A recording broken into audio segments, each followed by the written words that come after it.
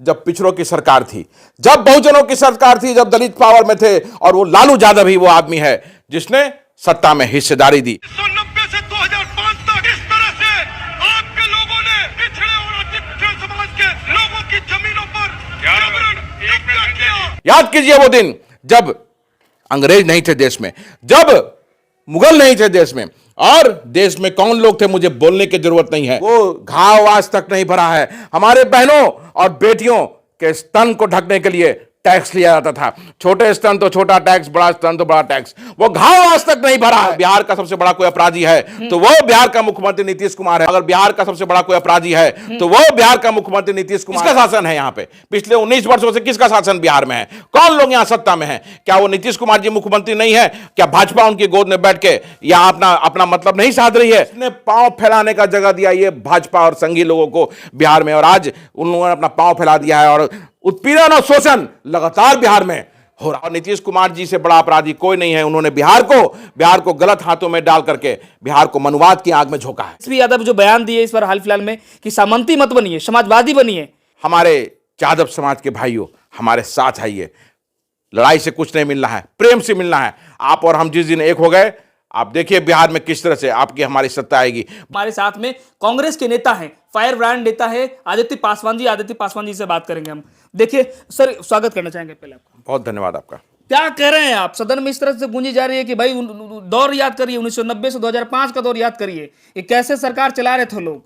ये जंगल राज के बात बता रहे हैं भाजपा के विधायक। देखिए, इनको ये जो सरकार है जी 2005 से 2025 अभी आ गया, और जिस तरह से बिहार में बहुजनों, दलितों और अक़लियत की स्थिति है, जो हमारे भाई बहन लगातार मारे जा रहे हैं, जो हमारे बहनों की लगातार बलात्कार करके हत्या कर दी जा रही है, हमारे नौजवान भाइयों की जो लगातार खून से धरती को लाल कर दिया जा रहा है, उस बारे में चर्चा नहीं करेंगे। हमारे भाई जो लगातार पलायन कर रहे हैं बिहार की धरती को छोड़कर, क्योंकि यहाँ अपने प्रदेश में उन्हें रोजगार नहीं है, अपने गांव में रोजगार नहीं है, अपने जिले में रोजगार नहीं है।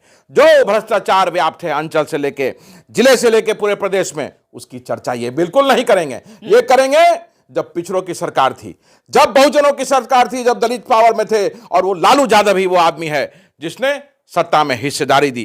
कांग्रेस वो पार्टी है जो लालू यादव के साथ मिलकर के 1990 से 2005 तक बिहार को एक अस्थायी सरकार देने का काम किया। तो जब दलित सत्ता में आया है, जब बहुजन सत्ता में आया है, तो उसको ये लोग जंगल राज का नाम देने का काम किए हैं। और आज मैं बोलना चाहता हूं आपसे कि वो, अगर आप इतिहास में चलेंगे तो इतिहास की बात कल जो विधानसभा में किया गया, मैं पूछना चाहता हूं आपके माध्यम से अपने बिहार के साथियों से, अपने देश के दलित बहुजन साथियों से, ये भारतीय जनता पार्टी के विधायक सांसदों से, कि वो सदियों तक जो हमारे दलित भाइयों पर, हमारे बहुजन भाइयों पर जो अत्याचार किया गया है, उसका कौन जिम्मेवार है। याद कीजिए वो दिन जब अंग्रेज नहीं थे देश में, जब मुगल नहीं थे देश में, और देश में कौन लोग थे मुझे बोलने की जरूरत नहीं है। वो धर्म के नाम पर, जाति के नाम पर जो हमारे भाइयों के, हमारे दलित भाइयों बहनों के कमर में झाड़ू बांध दिया जाता था और पीछे बोरा बांधा जाता था, ताकि वो चले तो कदम के निशान पीछे नहीं पड़े।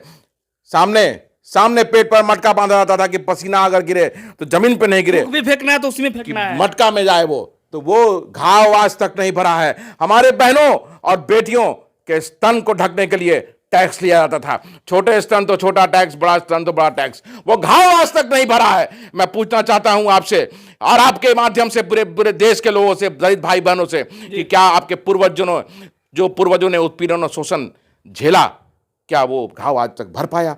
और वो आज फिर पिछले 10-12 सालों में जिस तरह से भारतीय जनता पार्टी ने मनुवाद को बढ़ावा दिया है, आज हमारे दलित भाई बहन लगातार देश में मारे जा रहे हैं, हत्या हो रही है, उत्पीड़न शोषण लगातार का शिकार हो रहे हैं। बिल्कुल। और ये सरकार जो डबल इंजन की सरकार बिहार में और देश में जो भारतीय जनता पार्टी की सरकार है, जब हमारे दलित भाई बहन मारे जा रहे हैं, उत्पीड़न शोषण का शिकार हो रहे हैं, तो ये जो शोषण करने वाले हैं उनको बचाने वालों के साइड में खड़ा रहते हैं और उनको बचाने का काम कर रहे हैं। देखिए बिहार में कितने लोगों की हत्या हो गई, हमारे नौजवान भाइयों की हत्या कर दी गई।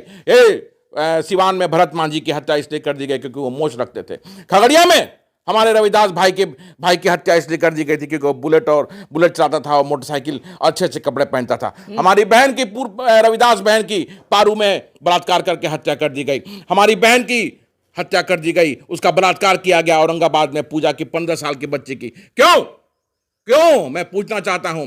और शासन प्रशासन जो है ये काम नहीं करने का काम करती है। ये हम भी तो है इंटरफेयर कि- करते हैं, हम इंटरफेयर करते हैं, पुलिस प्रशासन पर दबाव बनाते हैं, तब जाके पुलिस प्रशासन काम करती है, और नहीं तो इनको बचाने का काम कर रही है। लगता है कि आपको कि सरकार दलितों पे जब शोषण अत्याचार होता है तो सरकार दोहरी नीति दोहरी कानून अपनाती है? भाई देखिए, बाबा साहब भीमराव अंबेडकर ने संविधान में दलित, बहुजन, अनुसूचित जाति, दलित नहीं अनुसूचित जाति बोलिए, अनुसूचित जाति को बचाने के लिए संविधान में अलग अलग प्रावधान दिए। अगर उस प्रावधानों को मजबूती से लागू किया जाए तो कोई भी अत्याचार, कोई भी दलित शोषण, कोई भी उत्पीड़न नहीं होगा, लेकिन यह सरकार नहीं करती है। यही कांग्रेस पार्टी थी जिसने अनुसूचित जाति जनजाति आयोग बनाया, और वो मजबूती से पूरे देश में काम करता था। जहां भी उत्पीड़न और शोषण होता था, उसके मेंबर्स और उसके जो राष्ट्रीय अध्यक्ष होते थे पहुंचते थे और न्याय दिलाने का काम करते थे। यह भारतीय जनता पार्टी की सरकार ने आज उसको शिथिल कर दिया है। बिहार में अनुसूचित जाति जनजाति आयोग शिथिल पड़ा हुआ है, और हमारे भाई बहन लगातार मारे जा रहे हैं, उत्पीड़न शोषण हो रहा है, रो रहा है आपका समाज, हमारा समाज, लेकिन सरकार को कोई फर्क नहीं पड़ रहा है। कोई कहा जाता है कि तेजस्वी यादव के लोग, मतलब यादव समाज पर सबसे ज्यादा एट्रोसिटी के मामले में केसेस है। कहता है कि तेजस्वी यादव जो बयान दिए इस बार हाल फिलहाल में कि सामंती मत बनिए, समाजवादी बनिए, ये दलित भाई, ये पिछड़े भाई, ये मुसलमान भाई, ये सारे हमारे भाई हैं, इसका मतलब आप क्या समझते हैं? बिल्कुल, ये बहुत अच्छा उन्होंने संदेश देने का काम किया है। और लालू जी जिन्होंने पिछड़ों को शक्ति दी, दलितों को शक्ति दी, बहुजनों को शक्ति दी, उसी राह पे वो चल रहे हैं। तो मेरा आपके माध्यम से जो तेजस्वी जी ने कहा है, मैं फिर पूरे समाज को ये कहना चाहूंगा कि आप इस चीज को समझिए और आप अपने अंदर प्रेम लाइए, और जो तेजस्वी जी ने जो संदेश देने का काम किया है वो अपने समाज को उसको समझिए, और बहुजनों से प्रेम कीजिए, दलित से प्रेम कीजिए। आप और हम एक साथ आ जाएंगे तो दुनिया की कोई शक्ति नहीं है कि जो बिहार में आपकी और हमारी सत्ता को आने से रोक नहीं सकता है। तो जिस दिन बहुजन और पिछड़ा एक खंबे के नीचे आ गया, एक छाता के नीचे आ गया, वो हमारी ही सरकार बनेगी। और जो हम मुहिम लेके निकले हैं कि देश में बहुजनों को ताकत मिले, बिहार में बहुजनों की सरकार बने, हिस्सेदारी मिले, उसके तरफ ये बहुत बड़ा कदम होगा। इसलिए हमारे यादव समाज के भाइयों, हमारे साथ आइए।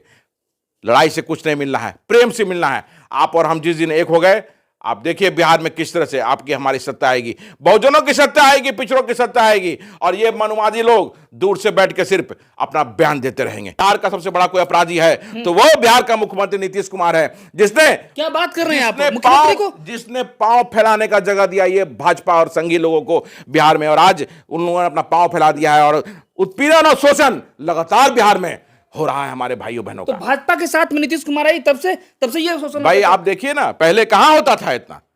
आप याद कीजिए कि पिछले 10-15 वर्षों में किस तरह से बदस्तूर तरीके से ये उत्पीड़न और शोषण हो रहा है। ये किसका शासन है यहाँ पे? पिछले 19 वर्षों से किसका शासन बिहार में है? कौन लोग यहाँ सत्ता में हैं? क्या वो नीतीश कुमार जी मुख्यमंत्री नहीं है? क्या भाजपा उनकी गोद में बैठ के यहाँ अपना मतलब नहीं साध रही है? और नीतीश कुमार जी से बड़ा अपराधी कोई नहीं है। उन्होंने बिहार को गलत हाथों में डाल करके बिहार को मनुवाद की आग में झोंका है।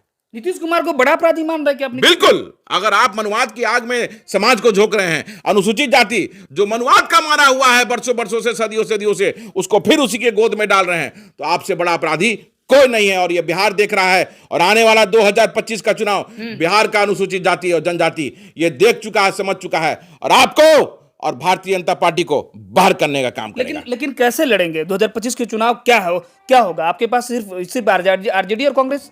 भाई आरजेडी कांग्रेस, ये क्या मतलब हुआ कहने का आपका? जातीय जनगणना हुई, जातीय जनगणना में भागीदारी की बात कही गई। मैं वही कह रहा हूं कि देखिए, आज राहुल गांधी जी पूरब से पश्चिम, उत्तर से दक्षिण, पूरे देश में उन्होंने घूमा, पूरे देश का दौरा किया, और उन्हें मोहब्बत पूरे देश में मिला, और जातीय जनगणना की बात वो लगातार कर रहे हैं। और कांग्रेस अभी देखिए तेलंगाना में सत्ता में आई और तुरंत जातीय जनगणना करा करके वहां लागू कराया गया। इसी तरह से पूरे देश में हिस्सेदारी के लिए जब कांग्रेस की सरकार बनेगी, यूपीए की सरकार बनेगी, इंडिया अलायंस की सरकार बनेगी, तो जातीय जनगणना पहला प्राथमिकता है जिसको करा करके हिस्सेदारी सुनिश्चित की जाएगी। क्योंकि हिस्सेदारी जो है वो हमें हर जगह नहीं मिली है। कांग्रेस ने हिस्सेदारी देने का काम किया, जो लोक उपक्रम बने हर जगह, उसमें दलितों को, अनुसूचित जाति को नौकरी देने का काम किया गया, वहां रिप्रेजेंटेशन देने का काम किया। लेकिन पिछले कुछ वर्षों से इसमें लगातार बंद कर दिया गया है, और हमारी हिस्सेदारी को वही लोग, कुछ लोग जो हैं आरएसएस अपने एजेंडे को आगे बढ़ाने के लिए अपने लोगों को वहां सब जगह बैठा रही है। तो हिस्सेदारी जो है वो तभी आएगी जब देश में हमारी सरकार बनेगी और जातीय जनगणना होगा। बिहार में जो जातीय जनगणना नहीं हुई है वो जाति आधारित सर्वे था, जाति आधारित सर्वे था, उस आधार पे भी जब आरक्षण का दायरा बढ़ाया गया तो यही भारतीय जनता पार्टी के लोगों ने हाई कोर्ट में रिट करके आरक्षण के बढ़े हुए दायरे को खत्म कराने का काम किया, और अभी सुप्रीम कोर्ट में वो मामला लंबित है, वो चल रहा है। लेकिन सरकार को अपील करना चाहिए, लेकिन सरकार अपील नहीं की। तो सरकार अपील कैसे करेगी? नीतीश जी कैसे अपील करेंगे जब वो भारतीय जनता पार्टी की गोद में बैठे हुए हैं? तो किस तरह से, जो भारतीय जनता पार्टी और आरएसएस हमेशा से आरक्षण के विरोधी रही है, हिस्सेदारी जो अपने लोगों को सिर्फ देना चाहती है, वो किस आधार पे उनको लड़ाई लड़ने के लिए वो छोड़ेगी? इसलिए नीतीश जी वो सिर्फ दिखाने की बात करते हैं, और अगर नीतीश जी इसमें विधानसभा से इसको पारित कराते तो ये मूल रूप लेता, मूर्त रूप लेता और ये लागू होता बिहार में, लेकिन वो इन्होंने काम करने का काम नहीं किया, इसलिए ये सिर्फ एक दिखावा था। इसलिए जय जोहार, जय भीम। चलिए, तो साफ तौर पे आप समझ लीजिए, हमारे साथ में आदित्य पासवान जी थे। इन्होंने साफ तौर पे कहा, भाजपा के विधायक के द्वारा कहा गया था कि 1990 से 2005 का तो आप दौर देख लीजिएगा तो ये जंगल राज है, लेकिन उस जंगल राज का परिभाषा आज आप देख लीजिए पूरे बिहार में कि किसी भी एट्रोसिटी के मामले में आप देख लीजिए कि एट्रोसिटी रुकने का नाम नहीं ले रहा है। और दूसरी बात ये भी कर ले कि जनप्रतिनिधि भी सुरक्षित नहीं है। सरकार सुशासन की सरकार कहती है, लॉ एंड ऑर्डर की बात करती है, लेकिन इस बिहार में और पूरे देश में क्या है, भाजपा की सरकार में, जहां भी भाजपा सरकार है, इस देश में भाजपा की सरकार है, और बिहार में अभी वर्तमान की स्थिति यह है कि भाजपा की सरकार है। और ये जहां पे इतने एट्रोसिटी के मामले हैं कि आदित्य पासवान लगातार पूरे बिहार में घूम घूम के जा के एट्रोसिटी के मामले में अपनी आवाज को बुलंद करते हैं। और देखिए, सरकार को इन्होंने निशाना साधा है।